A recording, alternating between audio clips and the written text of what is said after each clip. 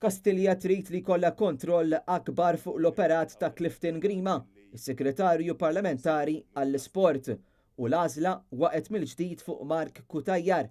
Dan hekk kif qed isiru numru ta' manuvri bl-iskop li Mark Kutajjar jerġa' jirritorna fit-tmexxija ta' Sport Malta bħala uffiċjal eżekuttiv ewlieni. Żvelat dan il-Gazzetta In-Nazzjon. Membri ta' qdiet nazzjonali tal-isport fil-jiem li għaddew tkellmu u rew disappunt tagħhom għal dak li qed jisimgħu fis-sens li Mark Kutajjar se jerġa' jirritorna fit-tmexxija ta' Sport Malta.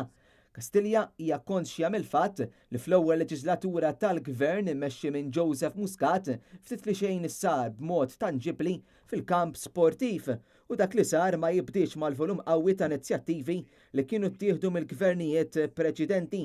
L-aktar fil-leġislatura ta' bejn l-2008 u l-2013, meta fis-settur kienu saru ħafna xogħlijiet.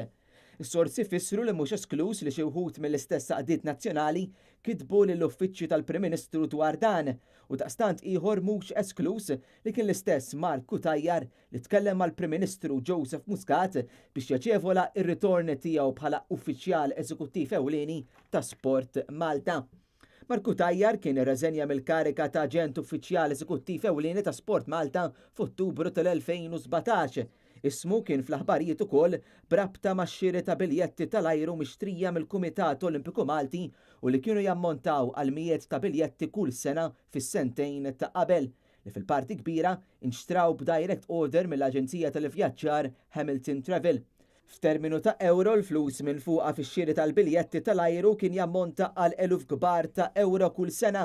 Dakinhar kien ir-riżulta li sama bdew dawn l-abbużi, il-prassi użata kienet li jinġabru 3 kwotazzjonijiet milant aġenzijiet tal-ivvjaġġar differenti.